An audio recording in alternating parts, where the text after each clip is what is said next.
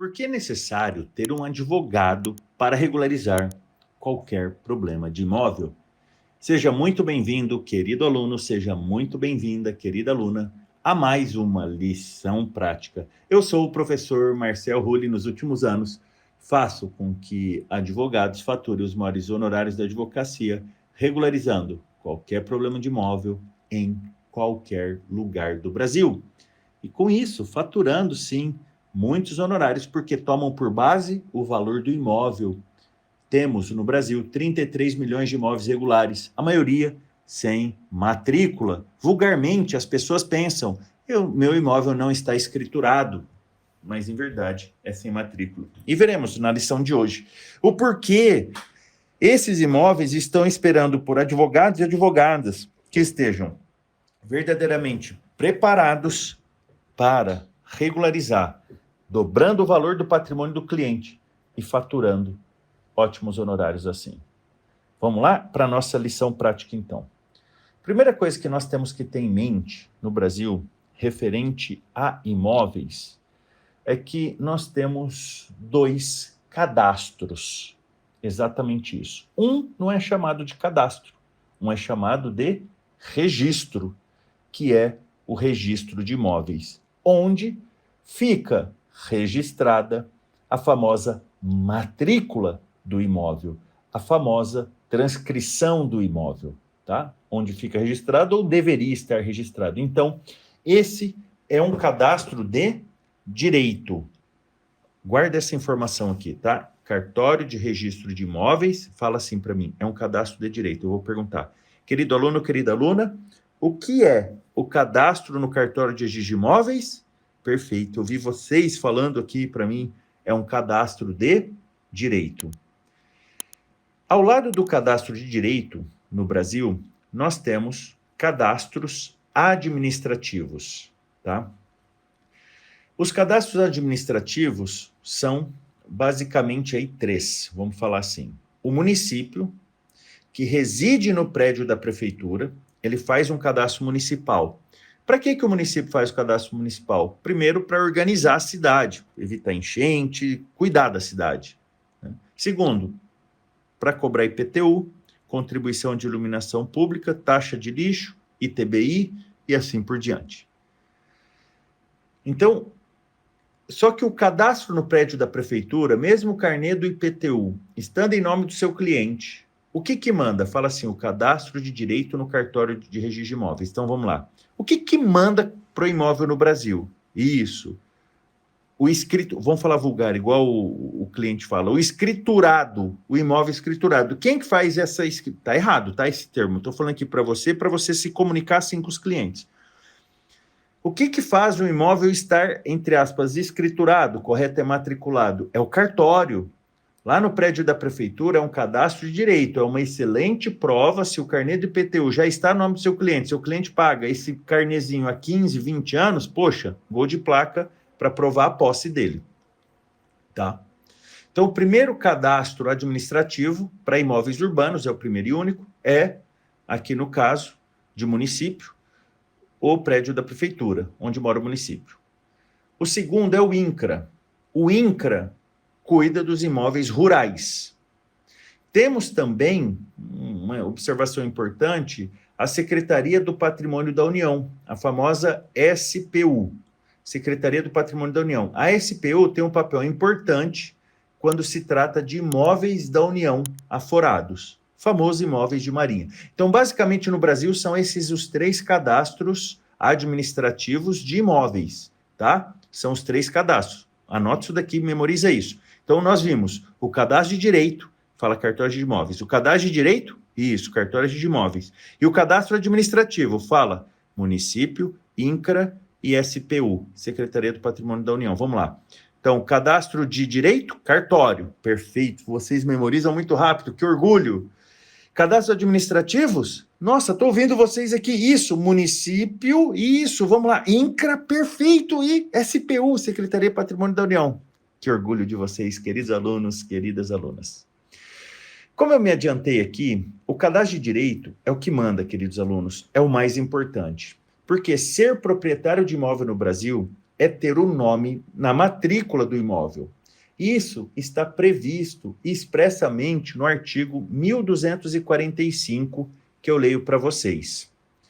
O artigo 1245 do Código Civil, ele assim reza: transfere-se entre vivos a propriedade mediante o registro do título translativo no registro de imóveis.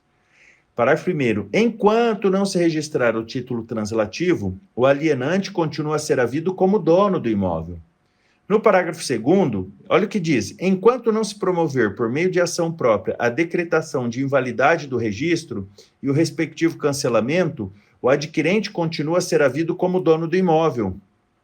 Artigo 1246. O registro é eficaz desde o momento em que se apresentar o título oficial do registro e este prenotar no protocolo.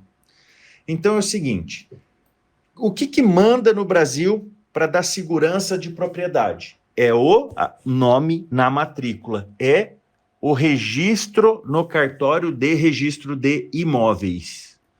Então você pode estar me perguntando assim: mas professor Marcel, quais são os importantes papéis feitos pelos outros respeitados profissionais, como engenheiros e arquitetos, os respeitados corretores de imóveis, os respeitados agrimensores e topógrafos, e os próprios advogados e advogadas? Qual é o papel deles? Qual é, professor? Me ajuda. Vamos analisar o papel deles, começando aqui pelos respeitados engenheiros e arquitetos. Esses grandes profissionais, grandes parceiros da advocacia que regulariza imóveis, são estes respeitados profissionais que possuem capacidade e responsabilidade técnica para elaborar os projetos de regularização de obras perante o prédio da Prefeitura e Receita Federal, possibilitando a averbação e regularização de construções não averbadas na matrícula dos imóveis. Esses respeitados profissionais, parceiros da advocacia, elaboram as plantas e os memoriais descritivos dos imóveis. Ou seja, juntamente com o proprietário registral, o arquiteto e engenheiro pode requerer retificação de matrícula. Mas, estou dando exemplo aqui, havendo algum tipo de impugnação e se as partes não tiverem formalizado transação amigável para solucioná-lo, o oficial remeterá o processo ao juiz competente, que decidirá de plano ou após a instrução sumária, salvo se a controvérsia versar sobre direito de propriedade de alguma das partes, hipótese em que remeterá o interessado para as vias ordinárias. Nesse caso, só será possível com a representação do advogado. O que eu quero dizer? Um singelo retificação de matrícula, se houver litígio, já precisa do advogado. Percebam isso, tá? Os respeitados corretores de imóveis. Qual é o trabalho dos respeitados corretores de imóveis? É essencial para que o mercado e a sociedade estejam em pleno funcionamento, a atividade dos corretores de imóveis. A propósito, os corretores movimentam e facilitam a venda e o aluguel de propriedades. Aliás, esta é uma função imprescindível para que a estrutura de uma sociedade seja mantida. A compra de um imóvel é uma situação decisiva na vida de um indivíduo. O trabalho do corretor certamente não passa despercebido, em hipótese alguma, né? Então, a função dos respeitados, basicamente, dos respeitados corretores de imóveis é a intermediação, né, de compra e venda. Os agrimensores e topógrafos são as pessoas aí que farão os famosos georreferenciamentos para regularizar principalmente imóveis rurais, hoje havendo a necessidade, segundo a BNT também, de fazer georreferenciamento de imóveis urbanos. Isso está previsto na BNT 17047 de 2022.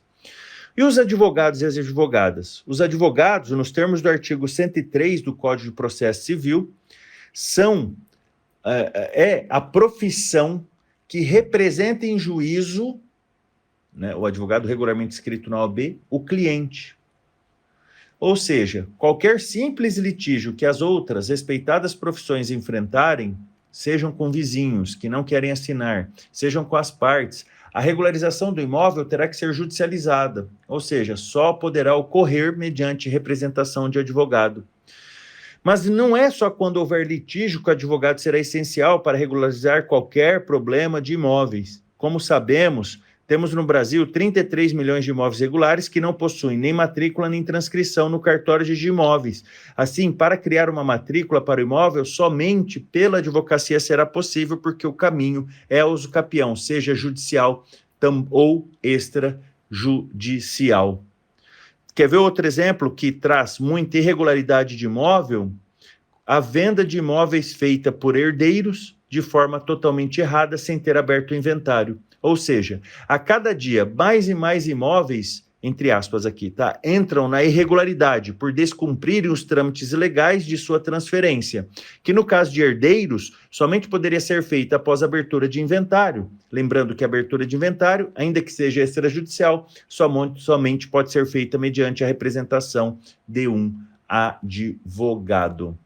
Então, sintetizando, queridos alunos, cada uma das respeitadas profissões que eu menciono no áudio de hoje possui um papel de suma importância no mercado imobiliário de nosso país.